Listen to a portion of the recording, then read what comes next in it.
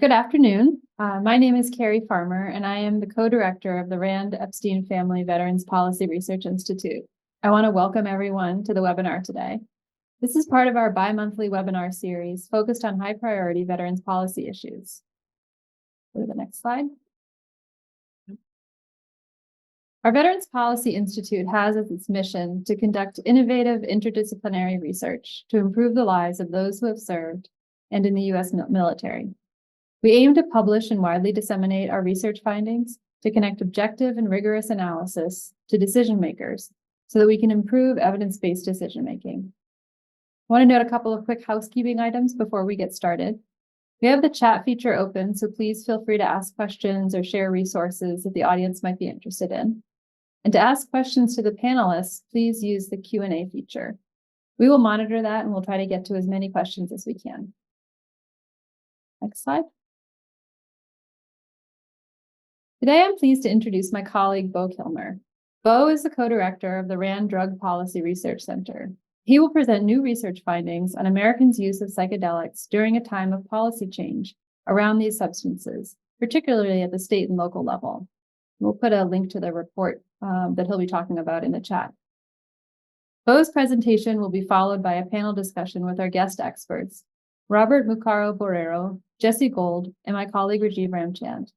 The panel will be moderated by Michelle Priest, a co-author of the report and a doctoral student here at RAND. In addition to his role as co-director of the RAND Drug Policy Research Center, Bo is also a senior policy researcher at RAND. He conducts research at the intersection of public health and public safety, with an emphasis on crime control, substance use, illegal markets, and public policy. And with that, I'll turn it over to Bo. Hey, thanks so much, Carrie. And I got it here. I want to welcome everyone to this webinar. As Carrie said, my name is Bo Kilmer. I co-direct our Drug Policy Research Center, which is now celebrating its 35th anniversary. We work on all areas of substance use and drug policy. And I want to talk about this new report that we just had come out a couple of weeks ago about psychedelics. I want to make it clear that RAND doesn't have an official position on psychedelics policy. Now, our goal is really to do the research and analysis to help inform these conversations. We hear a lot these days about psychedelics, largely because of the clinical trials that are being conducted in this space. And I want to highlight that veterans have been at the forefront of pushing for this research and getting more funding for it. But what gets less attention are the changes happening at the state and local levels to increase the availability of some psychedelics for non-clinical purposes. And that actually is the focus of this report as well as this webinar. Now, since 2019, more than 24 local jurisdictions have deprioritized the enforcement of some psychedelic-related laws.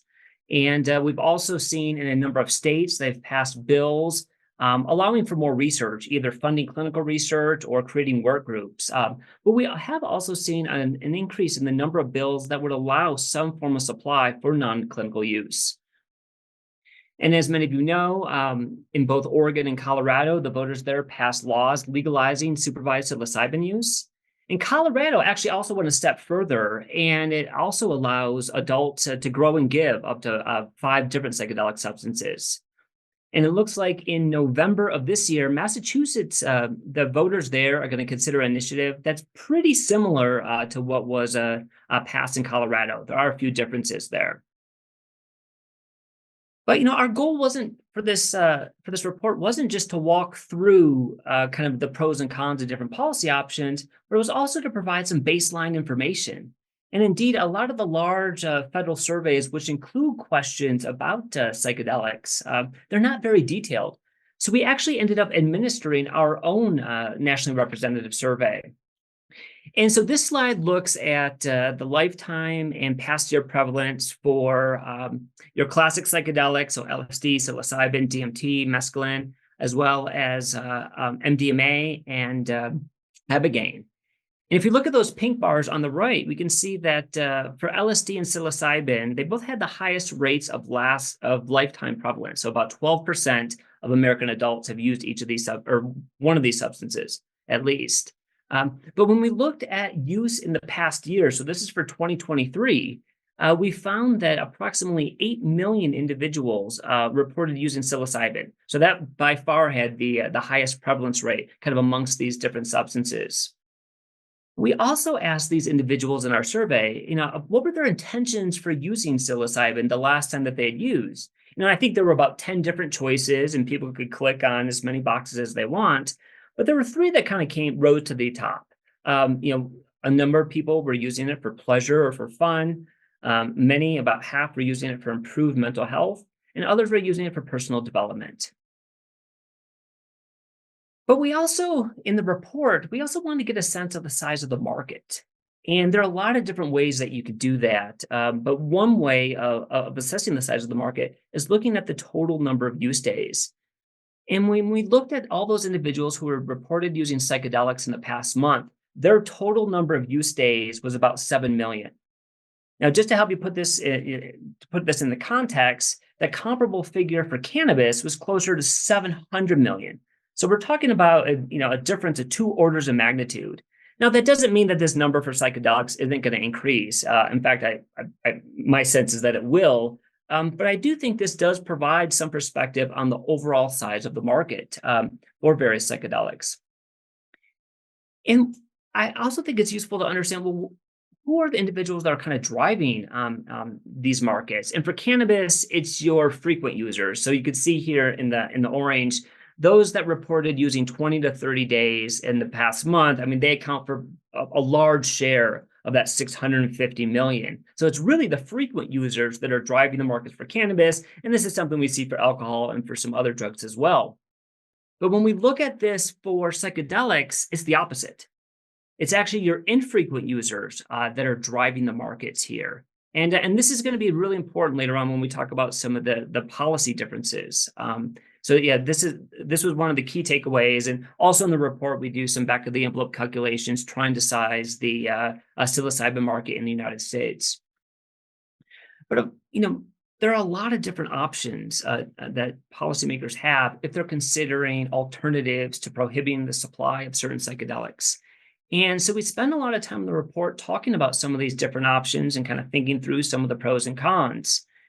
And look, even if you were to keep psychedelics prohibited, there still are some different things that could be done. For example, you could deprioritize grow and give enforcement. Remember, with deprioritization, that means you would make the enforcement of those laws a low or maybe the lowest priority. You could also reduce penalties. Or, as what we've seen in some of the localities that deprioritize, some of them also prohibited money, prohibited government funding from being used to enforce some of the laws there. But one thing I do want to make clear is when we talk about some of these alternatives, it's not unidirectional. It's also, if you look at the bottom left there, there's also a possibility that you could see an increase in expected sanction for supply, an increase in arrests, increase in penalties. Now, that's not where the conversation tends to be going right now, but that still could be a possibility. It's also possible that even if you wanted to increase availability of various psychedelics, you could do this without allowing standard retail sales.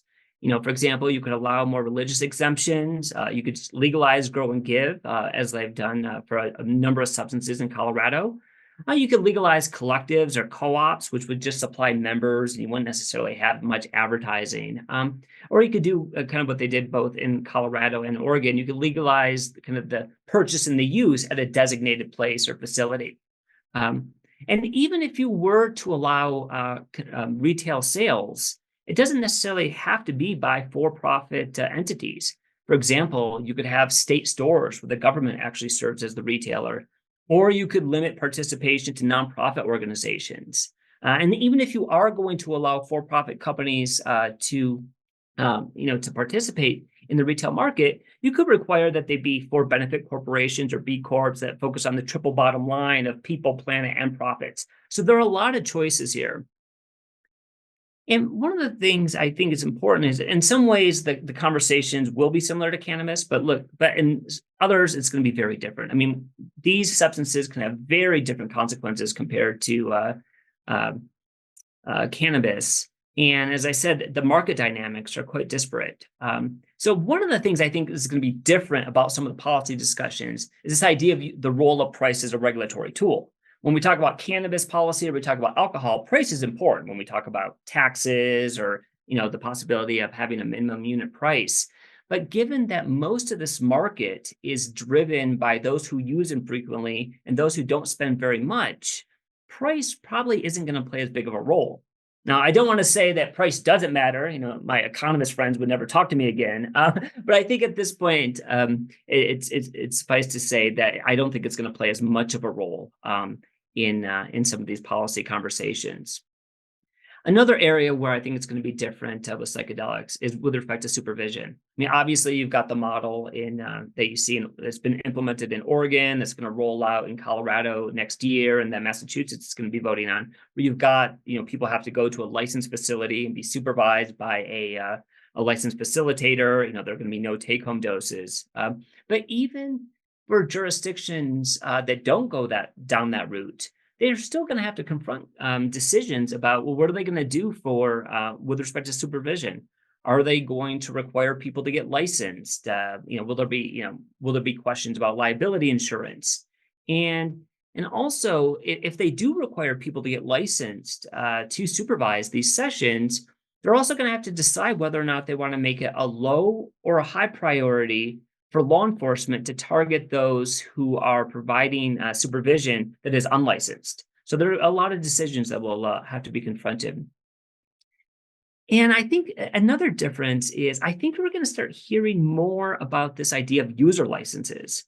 In fact, I mentioned earlier, there have been a number of bills introduced in various places. One that was just introduced a couple of weeks ago, or maybe a month ago, in New York. It not only would allow for retail sales, but if it were to pass, and you wanted to be able to purchase or possess or share psilocybin, you would actually have to get a user permit, which and in order to get that permit, you would have to fill out a health screening form, take a course, an educational course about psilocybin, and then complete a test. Now, I don't know if this bill is going to pass in New York, but I wouldn't be surprised if this user license concept ended up in some of the other bills or ballot initiatives that we see in the near future. And so finally, I've spent a lot of time kind of doing work on cannabis policy. And in some ways, where we are now with psychedelics reminds me of where we were with cannabis, 12, 13 years ago. Obviously, it was different, when Colorado and Washington passed cannabis legalization. That was for the for-profit model. And, they already had pretty robust, there are already robust medical markets in a lot of places that have legalized. And it wasn't really clear what the federal government was going to do. And, obviously, the next year, the Department of Justice put out a guidance memo. But for all intents and purposes, the federal government really sat on the sidelines and just kind of watched these commercial industries develop in states that are legalized.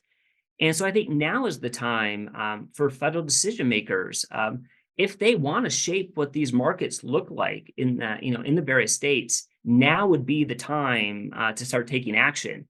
Because if a commercial industry does develop, it can be quite difficult to make changes after that gets established.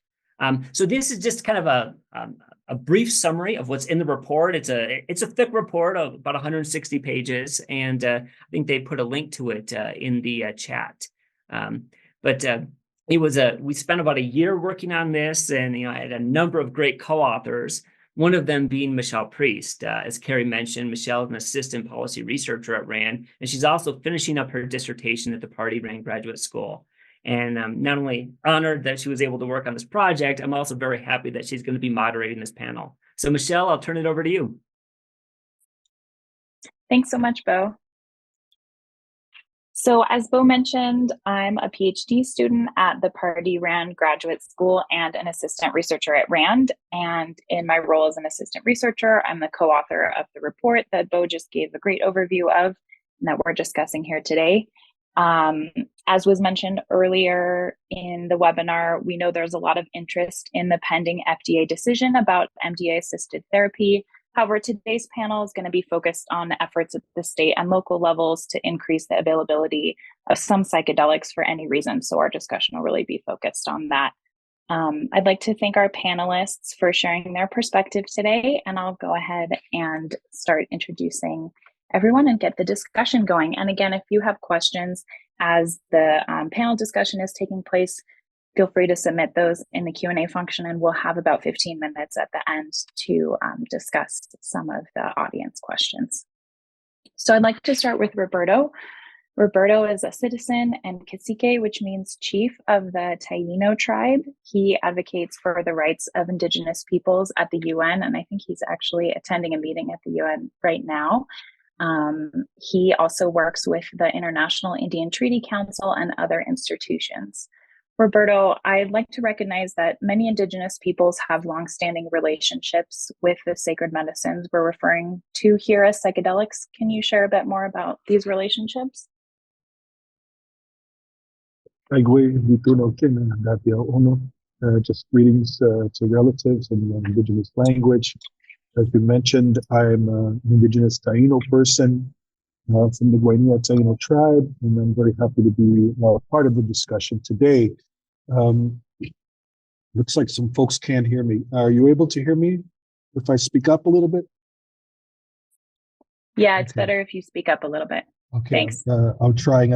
I can't speak up too loud. As you mentioned, I am at the United Nations attending the High Political Forum on Sustainable Development. So I think the first off, I think for Indigenous peoples, when we hear some of these discussions, I think for us it's important that we express that these plants and substances that we're talking about are actually, for many of us,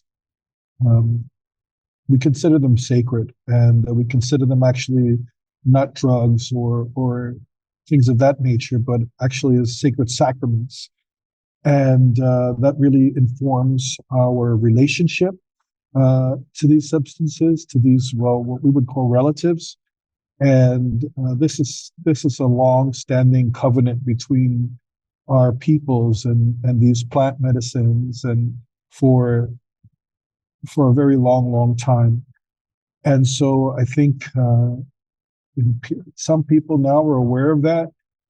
You hear more and more about tourism that links Indigenous peoples, and especially in South America, when folks are trying to explore ayahuasca, for example. You hear more about people going to Indigenous peoples to try to get some understanding about these plants. But I think first and foremost, it's important for us to stress that these are sacred relations. It's a covenant that we have with these plants. And so it's really important for us to be part of the dialogues about this, and also part of the ongoing work to really connect this to other people so that these plants are not abused. I know there's different viewpoints and perspectives amongst Indigenous peoples about how available these sacred sacraments should be to everyone. But being part of the conversation is very important. And I know in my own community, we have several plants that we can relate to in this way. Some of them are more known than others, but all of them are all sacred. And so I think I'd like to just wrap it up there by saying that this is one of the reasons why we attend meetings like the ones that are going on at the United Nations, so that we can raise our voice and raise these perspectives that are oftentimes left out of the discussion. Thanks very much. Jesse, I'd like to turn to you now. Jesse Gould is a former Army Ranger and the founder of the Heroic Hearts Project. Can you tell us a bit more about the work you do with the Heroic Hearts Project? Yeah, absolutely. And thank you so much for having me. And thanks everybody for joining this important conversation. So my background is I was an Army Ranger. I did multiple combat deployments to Afghanistan. When I got out of the military, hit mental health struggles and just hit walls through conventional and accepted Western medicine, really just a fast track to medication with the understanding that things like PTSD are almost a life sentence. I was fortunate that I heard about these psychedelic retreats going on in different countries with long indigenous lineages, and not just used as we view it here in the US as drugs or getting high, but as was previously mentioned, as a sacrament. And I was intrigued just because I had the same stigma as many others of doing drugs or vices or what have you. And I needed something, otherwise I probably wouldn't be here. And so I ventured to Peru and found an ayahuasca retreat and went through it. Very challenging, but also allowed me to be here today to speak to this and really reset me and gave me a respect and reverence to the tradition, the plants, and all this that I had no idea about.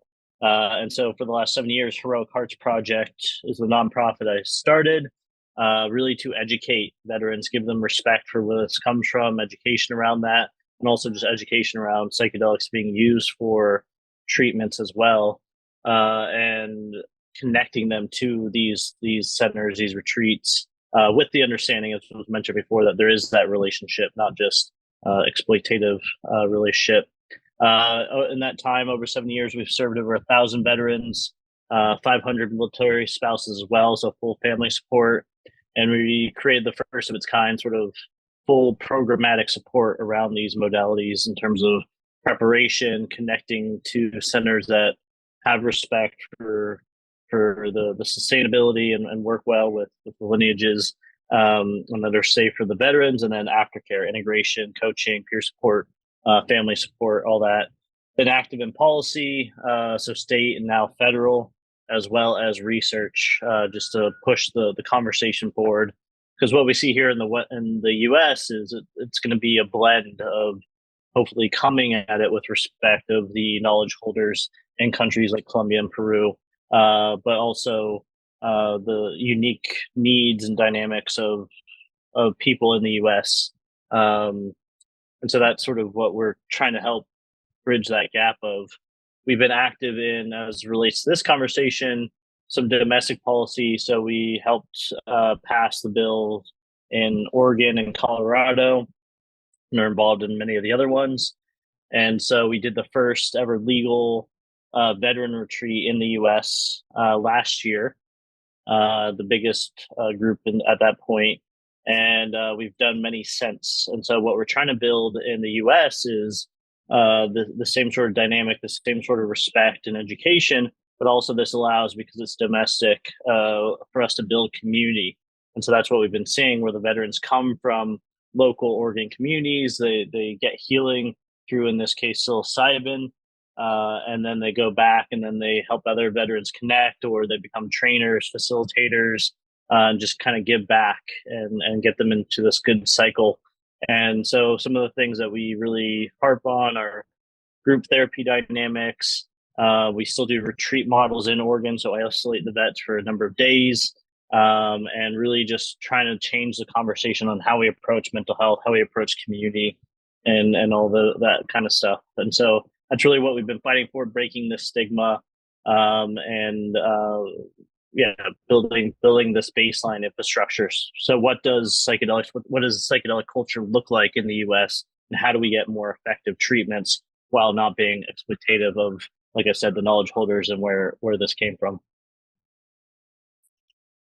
Thanks for that introduction, Jesse. And our final panelist is Rajiv Ramchand. He's an epidemiologist who works as a senior behavioral scientist at RAND, and he's also the co-director, along with Carrie, who welcomed us at the beginning, of the RAND Epstein Family Veterans Policy Research Institute. He is also the co-author of the RAND report that Bo gave an introduction of, and he worked as well on another RAND report on psychedelics and veterans' mental health. Rajiv, what surprised you in the data analysis for this report? Thanks, Michelle. And just thanks to the other panelists who are here. I think the first thing, as somebody who's conducted these surveys before, we asked a bunch of questions that are comparable to ones that are asked on the National Survey on Drug Use and Health, which is kind of an annual survey that the US government conducts and really is our gauge of substance use and a lot of mental health outcomes that we're interested in as well. And so the first thing is when we administered our survey that asked about psilocybin use patterns and characteristics, we did that because it's not in the National Survey on Drug Use and Health.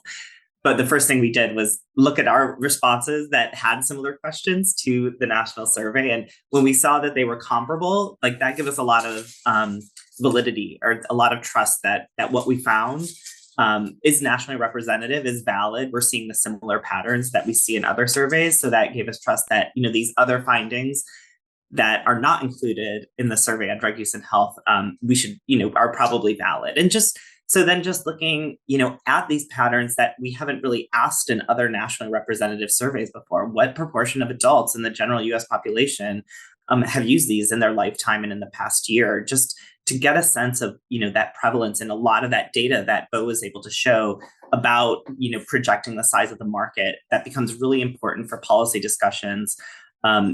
Getting that data was really important, figuring out how to get that data. And you'll notice that in the report, we make a recommendation that national surveys should start asking questions about some of these substances that are most widely used that currently they don't ask about. And so I think, we made a convincing case, and whether it happens or not, we'll see. But I do think that was kind of the first thing, that those insights are really important for these discussions. Definitely. Thinking about kind of usage patterns and how different groups might experience these substances. Roberto, what should the audience consider about how Indigenous use might differ from other groups?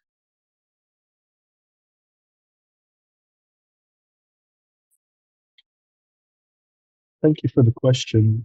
Well, first of all, I think that when you think about Indigenous peoples, I think there's the U.S. context that we think about and how Indigenous peoples are categorized in the United States. That a large part of the policy that has to deal with Native Americans and freedom of religion deals with federally recognized tribes. And so that's one way that we can engage in the conversation. However, there are also state-recognized tribes and also Indigenous peoples who are not recognized by the U.S. federal government, but who have a historic tradition and connection to these sacred sacraments as well. And then you have, of course, Indigenous peoples and their connections to these sacred plants all around the world. So just with that kind of context, the questions of legalities come into play. For example, you have a strong Indigenous connection in the United States related to the use of peyote. And you have the Native American Church that's the main advocate there. And so that is connected to the Native American Freedom of Religion Act. But there's other plants and other sacred sacraments that Indigenous peoples use that don't have the same, let's say, policy connections. And so when we look at that, it makes it hard for Indigenous peoples who want to continue with these traditional practices or this traditional relationship to do so in a way that is not, let's say, doesn't bring a lot of stress, right? Because if you have to worry about outside entities interrupting ceremonies and practices, it's not really conducive to the actual reason why you might do these ceremonies. And I keep bringing up the word ceremony because, at least amongst the Indigenous peoples that I know, when you talk about these type of plants, these relatives, you're really talking about interactions in a ceremonial fashion. It's not more like, let's say, the use of marijuana, where it could be a daily use. And I'm in New York, and right now you can see cannabis dealers all over New York City, and it's quite commonplace. But these particular plants that we're speaking about, these relatives, even as you mentioned in the report, you're talking about a smaller group of people that interacts with these plants. And for example, some of these plants, even in my own community, they were limited to who can actually engage with them. And they were usually leadership, people who engage in ceremonial activities, for lack of a better term that everybody can understand, medicine people or shaman type folks, or people who were initiated in certain societies could engage with certain plants. They were not for use for everyone. And there's reasons why that was, and to do with orientation, how people respected their ability to really understand and move in that kind of circle. And so there's a lot of different ways to look at that. I think that now that's getting into these discussions where it could be more widespread use. For example, especially in medical situations where this is coming up and where people really want to use psychedelics, quote unquote, more. This is why I feel strongly that Indigenous peoples need to be part of those conversations. I think they can help in the transition of moving it from these more sacred and ceremonial places that were only available to some folks to a more wider use and move it in a respectful way so that people understand. We see so many times the gifts that Indigenous peoples have engaged with for a long time. They're taken out of context, and then they're commercialized and commodified in a way that they have no real connection to them other than that kind of commercial engagement, that commodification engagement. When the word came up earlier from one of the other panels, exploitative relationship. And I think that this conversation really has to move away from that exploitive mindset into a relational mindset and how you work with that plant as an entity. I know that might sound a little strange to some people, but plants are living beings, and we address them in that way as Indigenous peoples, at least the ones who have a traditional mindset and who are respectful in that manner, and who kind of are looking at this in the long trajectory of our relationship from time immemorial to now. We're in the now, so we have to deal with what's going on now, and certain trains have already left the station. But that's why it's important for us to be there, and for everybody else to recognize that Indigenous peoples do have rights, that are specific to the communities. That's why we have the United Nations Declaration on the Rights of Indigenous Peoples, the Organization of American States Declaration on the Rights of Indigenous Peoples, and these should really be used as sort of like a guideline to engage Indigenous peoples in these conversations. Definitely. Jesse, I'd like to turn to you for a moment and just talk about veterans and the aspects of policies outside the clinical setting that have the most impact on veterans. Yeah. Can you elaborate? Yeah. In what ways, I know that you've done a lot of work connecting veterans with some of these sort of ceremonial experiences using psychedelics, and just thinking about what aspects of thinking about the policies changing affect veterans in different ways in their ability to have these experiences. Yeah, absolutely. A lot of that's kind of an unknown, and that's sort of what we're fighting for. The go-to is just kind of squeeze psychedelics into the current model of insurance and prescription and regular use and monthly meetups with your therapist. So there is those in the works, and trying to just keep it to the completely clinical or completely medicalized standard. There's already a discussion of in statewide policies of like who has the right to prescribe this or who has the right to handle it, and it's kind of de facto going to MDs or therapists, even if they've never had any experience with psychedelics, right? And so that's kind of bringing in this question.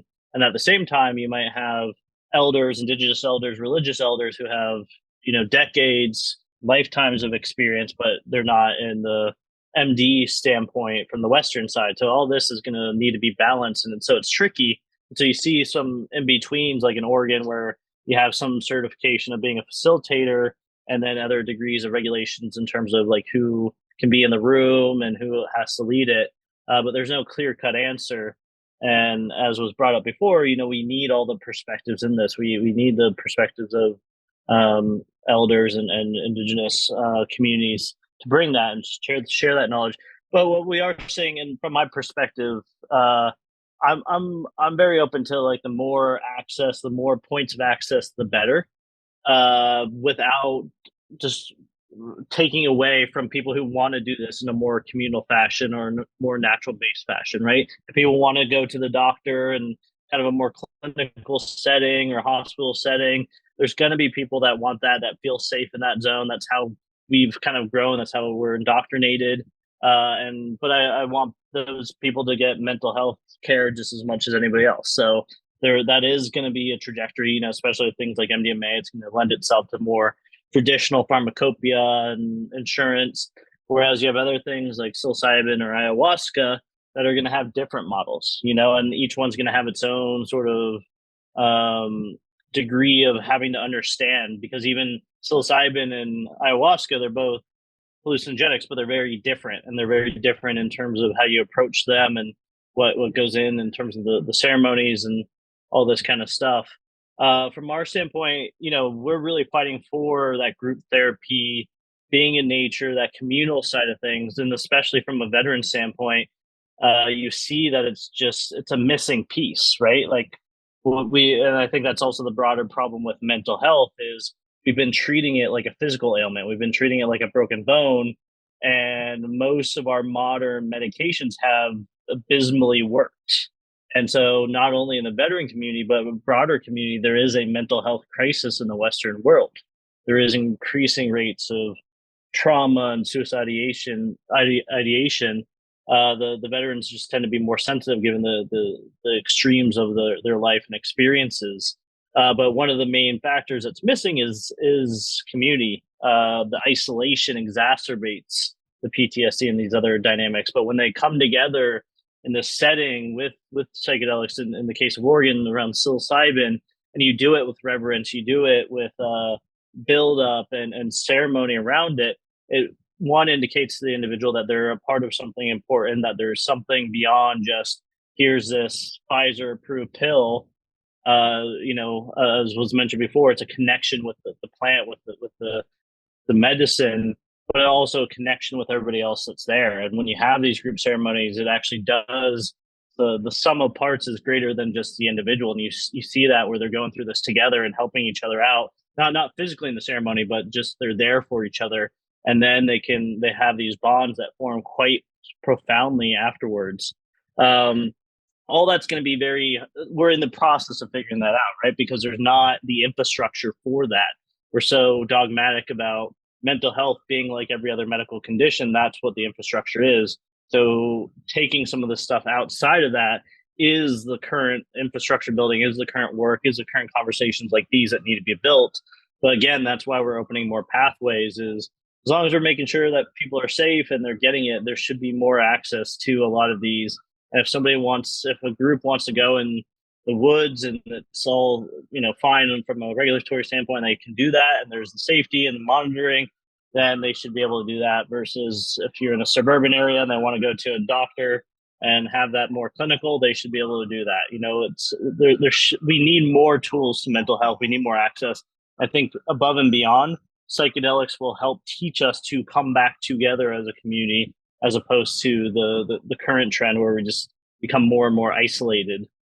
So that's kind of my biggest hope of the way to approach mental health is psychedelics just the booster. It doesn't resolve that, but it can teach us how to come back together with each other. Yeah, so policies that allow for those maybe different modalities that are kind of outside the clinical setting within the regulatory frameworks. I heard both you and Roberto mention kind of the lessons that could be learned from Indigenous peoples who have long traditions with these spiritual medicines. Roberto, can you talk a little bit more about how Indigenous peoples and leaders might be involved in policymaking conversations in a meaningful way around these topics? Well, I think that one, depending on what we're talking about as far as the specific sacrament, there are dangers, right? That when we open it up and bring this out to more people and potentially commercialize it in a way that you could even disrupt where these plants are grown or the places, or you can have an influx, right, without thinking of the long-term effects of our intrusion into these places or commodifying these things, and which is why I feel it's very important for us to be a part of that, and at any level. I mean, I really am supportive of the things that Jess shared, especially that idea of community and coming together. And just think about all the ceremonial activities that I've been a part of over the years. And that's a really strong part of it, that building of community, that idea that we're also responsible for each other. Throughout that process, it's not only the person who's leading or facilitating the ceremony, but everybody who's a part of it is somehow linked to everybody else's healing during that process. And it becomes, that's why those bonds are formed. And so I think because we have this unique perspective of being connected with these particular plants for so long, that we can inform the dialogue in a way that really adds. I saw this in the chat, but the spiritual component of it. I've mentioned in a few of my comments the idea about the religious aspect of it. We use the term religion, religious freedom in the policy sense, but some Indigenous peoples don't even use the term religion or religious activity. It's more of that spiritual relationship, right? It's more of that spiritual connection. And so, when you have the ceremony, these ceremonies, that we're talking about relationship, we're talking about building community, because these actions, they could be, or the ceremonies could be about healing a particular person. It could be a healing for a particular act that occurred between people or between communities. That's why I'm saying that within those ceremonial activities, it's not just the person who's leading, but everybody has a part in the healing that wants to be brought about from bringing people together in the ceremony in the first place. And again, Indigenous peoples have a unique perspective, and it's not just something that we say, well, Indigenous people should be a part of the conversation. Yes, of course they should be, but it's also part of respecting the rights of Indigenous peoples. I've seen many times that in the past, people have gone in and taken Indigenous knowledge and then even patented things that they've learned from Indigenous peoples and have financial benefits from this patenting or taking away this knowledge, this traditional knowledge of Indigenous peoples, but there's no benefit sharing. And that in itself is a violation of the rights of the people who have helped develop these relationships over such a long time period. And so I think that people have to think about it not just in it's a courtesy to invite Indigenous peoples, but it really should be the standard. It's the standard. If you respect the rights of Indigenous peoples need to be at the table during these discussions. Definitely. And one thing we've talked about in our conversations too is finding folks who have a sort of a leadership role, or maybe the right representative. Can you talk a little bit more about how to find someone if you were, say, a policymaker who's looking to speak with someone on the Indigenous side? Yeah, it's not always easy because Indigenous peoples across this country or even around the world, it's not just a kind of a homogeneous network, right? Connection network.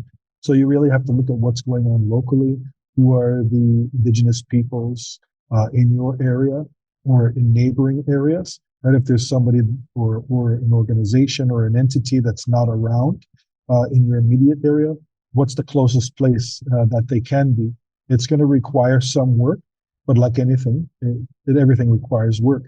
And if you really are interested in making this happen in the right way, you can reach out to larger organizations. In the United States, for example, you have organizations like the Native American Church, for example, that focuses on the use of peyote and freedom of religion for indigenous peoples. Within that context, you have the National Congress of American Indians. You have the International Indian Treaty Council, which focuses a lot on standard settings and rights. And so you can reach out to some of these larger organizations to even ask and to say, do you know anybody who might be able to help us with this? Or we're looking for some assistance in this area. But I would start at the local and see who's around, who are the indigenous peoples that are in the area, see how they feel. And the other thing to keep in mind too is that, you know, this relationship that we're talking about, the traditional relationships, are just that, traditional relationships, but we can't also just say that amongst indigenous peoples, these perspectives are all one-sided. In other words, that there are some communities now, because of influence, outside influence over the years, that they might not even be engaging with those sacred sacraments anymore. And that could be because of imposed or other religions that have come in that might see these practices as even diabolical. I know in my community, though the relationship with many of these sacred sacraments has really been damaged because of the way other people and other religions perceive our relationship. And, you know, just to give you one quick example, the use of or us engaging in these practices today in some of our communities can be seen as diabolical, meaning that it's part of devil worship or some other thing that, you know, some kind of other negative frame that they might try to put around this relationship. And, you know, that also damages the way that people look at it. And that's why they start calling these sacred sacraments drugs, right? And just brushing them off like, oh, those are drugs. We don't do that. Drugs are no good. You know, it's part of a propaganda that has come in, and it's not something that's come from us, but it's something that's been imposed upon our communities. So I also want to put that out there that just because indigenous peoples are involved, not every indigenous person is going to be supportive of this. And so you really have to do that due diligence. It just should be part of the whole process. There needs to be that due diligence, and you have to work with people till you find the right ones. Definitely. Thank you for that. I'd like to turn to some audience questions, and then I think we'll let each of the panelists have a quick kind of final word at the very end. I'll start with you, Rajiv. This question is for you. Could you please further elaborate on the specific data and use variables like microdosing, reasons for use, etc., that are missing from existing surveys like NISDA and recommendations that are being made for future monitoring?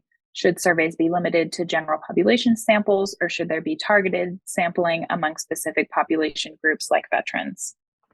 And you can feel free to bring Bo into the conversation too as well. Yeah, awesome. So I'll just start by saying, you know, right now we don't have data in our national survey, which we're pretty dependent on and is something that, you know, the government funds on an annual basis. So just to ask questions, especially about psilocybin, which is the most commonly used, we don't have recency questions on that. So just to ask, you know, who's used in the past year, who's used in the past month in that survey. And then also, you know, I think as we make clear in the report, questions about kind of use patterns. So I think microdosing is obviously a really important one. But then some of the other ones we've asked about, you know, what's the source of it?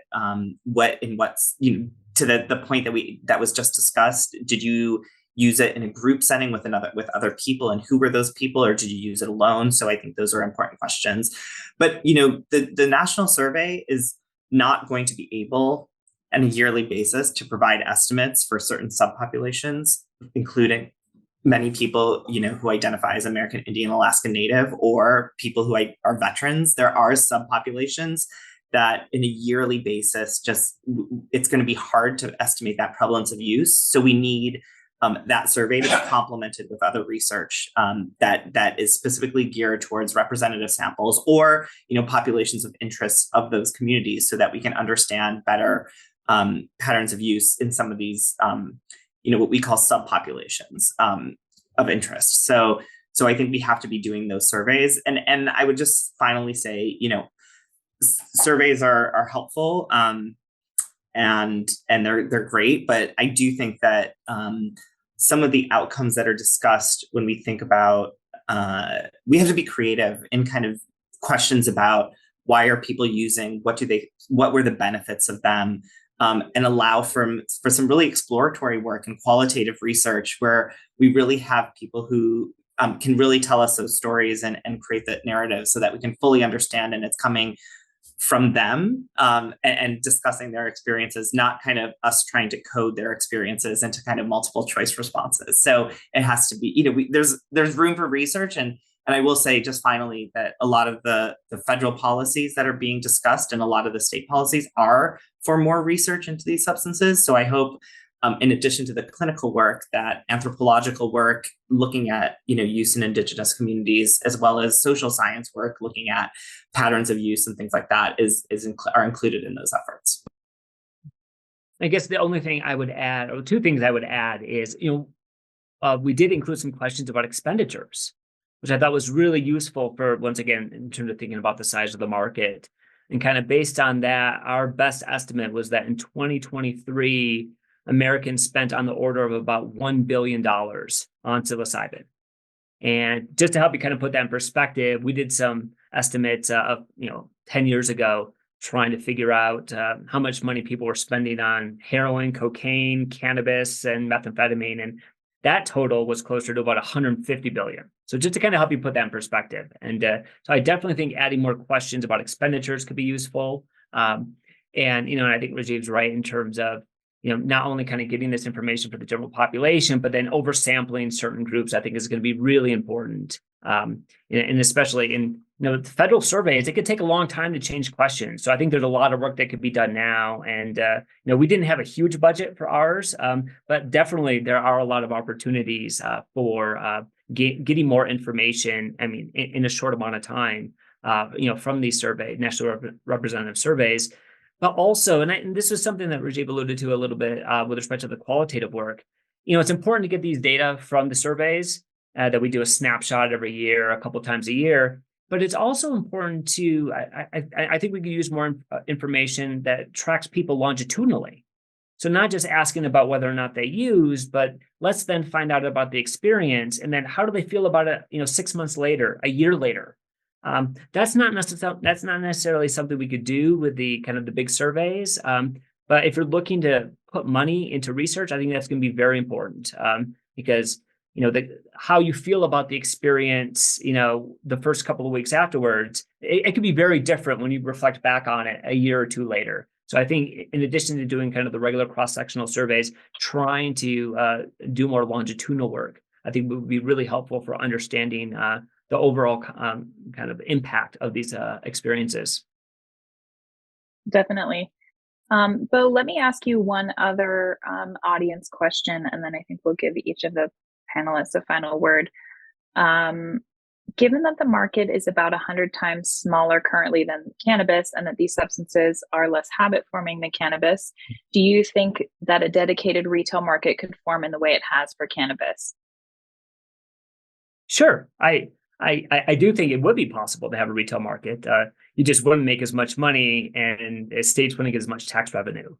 But I mean, definitely, look at what's happening in Colorado now. As I mentioned before, they legalize grow and give for adults. So you can give it to individuals, but there can't be any compensation. So, you see this in parts of Colorado, but you also see this in Washington, D.C. You walk into a shop, you pay $50 for some digital art, and then they give you a bag of mushrooms for free.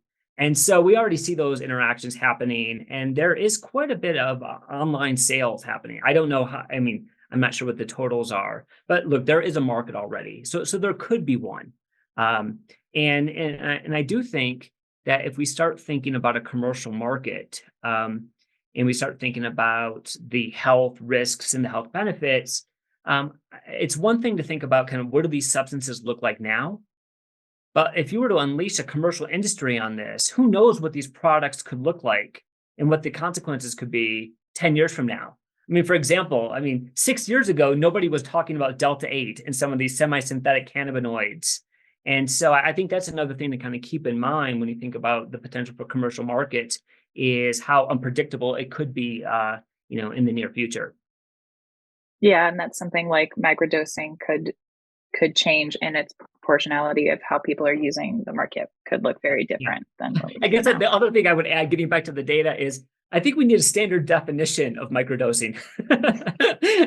I think that would be really helpful to have, and making sure that the surveys are using the same question. Certainly. Well, I would like to give a final word to each of the panelists. Maybe Jesse, in 30 seconds, do you have anything to wrap up with? Thanks again for everybody. Thanks, Roberto, for your thoughts, and Rajiv as well. For us, for the veterans, it's just a very exciting time. There's still a lot of headwinds. There's still a lot of things to figure out. But for me, it's so progressive in terms of finally having effective treatment for mental health that have eluded us for decades. And it's kind of coming back to the basics, coming back to nature, coming back to the way people have done this for quite a long time. So I think we just kind of need to get outside of ourselves and look at community basic, respecting these plants, and move forward in a much, not everything's going to be more simple, but oftentimes the answers are very simple. And I think we just get ahead of ourselves. So I'm very excited about what the future holds. Thanks so much. Rajiv, how about you? Any final thoughts? Yeah, I'll just say, following up on Jesse, I'm at the DODVA Suicide Prevention Conference right now here in Portland, Oregon. And, I do think that there are treatments that work, but we definitely need more. And we need to be open to looking at all these, the options that might be available. We need research to kind of guide that discussion. And we need to be open to thinking about, different frameworks of conducting research. That's kind of the thing that's been, that I've been struggling with most recently for a lot of these, not microdosing necessarily, but the MDMA kind of discussion. What is a blind trial even practical? Is it feasible? People know that they're on it. So how can we kind of expand our thinking of research and evidence base to accommodate some of these substances and the effects that they produce? Definitely. Roberto, how about you? Final thoughts? I just think that these types of dialogues are very important. They should be happening more often.